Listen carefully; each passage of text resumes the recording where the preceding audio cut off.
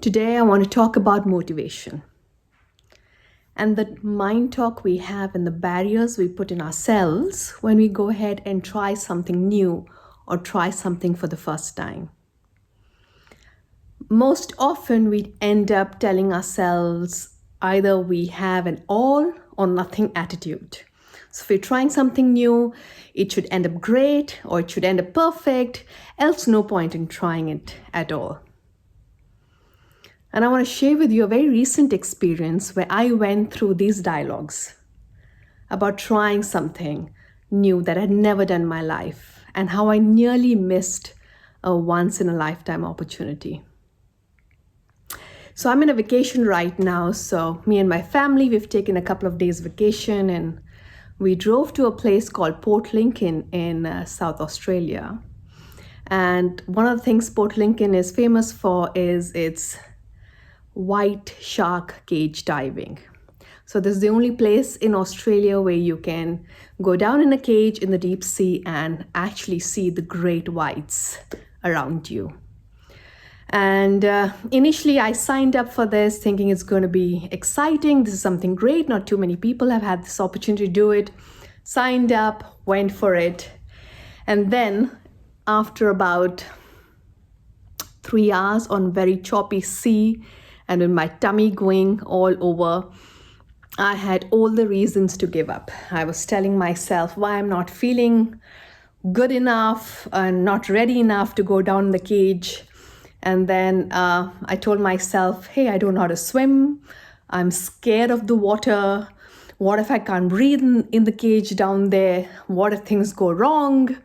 So I made a whole list of things that's not going to work.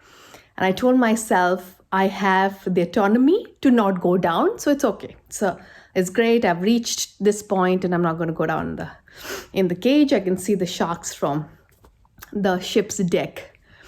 And while this was happening, we had, batches of people going down in the cage. I and my family were in batch 4. And as people were going down, I could see a lot of people excited coming back and said, wow, this was an amazing experience once in a lifetime. I also saw a few people who couldn't make it, who went down and immediately came up from the cage and said they couldn't breathe and they were a little panicky, which kind of added to my anxiety as well.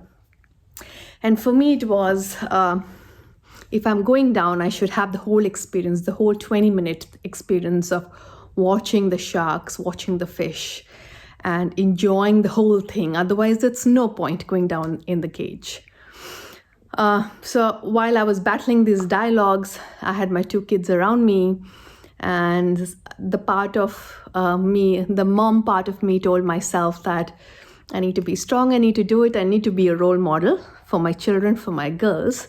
And so I suited up with the wetsuit, put my goggles on and started, testing how the oxygen works.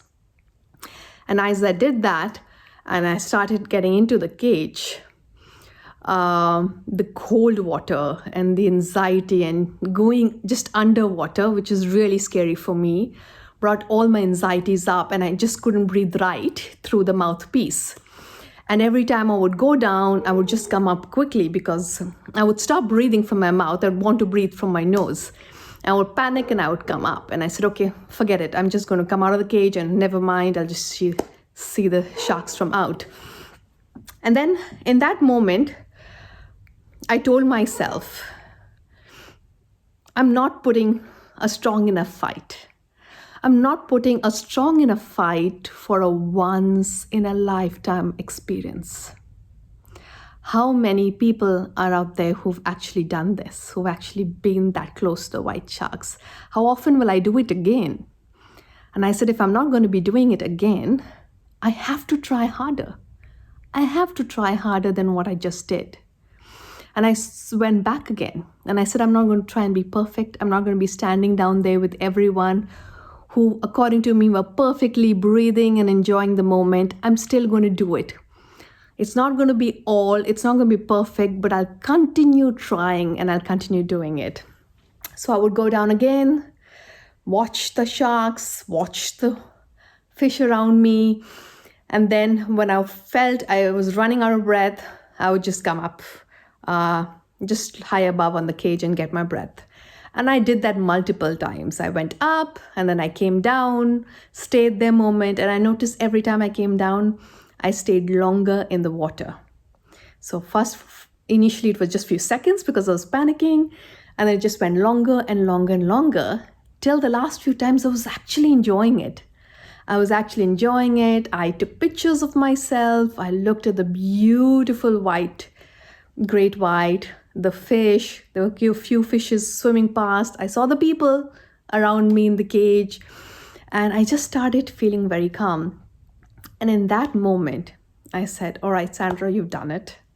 Now you can go up. Now you can get out of the cage and go out happy that you've put in everything possible. And I climbed up, I just changed and then just got comfortable and had a sense of achievement. I had a sense that, yes, I can. I did it. I didn't let my negative talks, I didn't get that mindset of, I need to do it perfectly, get into my way. And I finally did it. I tried a few times, kept failing, tried again, kept failing.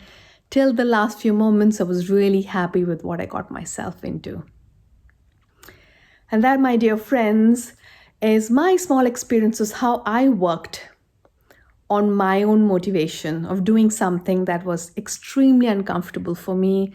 That was something that I put myself in outside my comfort zone.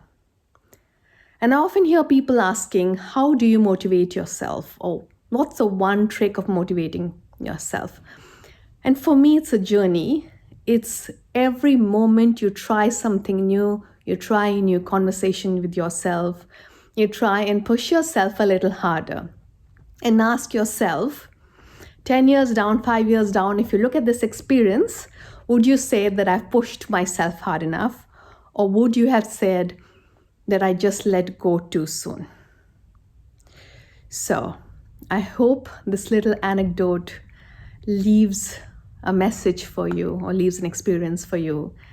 And I wish all of you to pick up that motivation, pick up the talk for yourself, and continue exploring this beautiful realm of what's outside a comfort zone.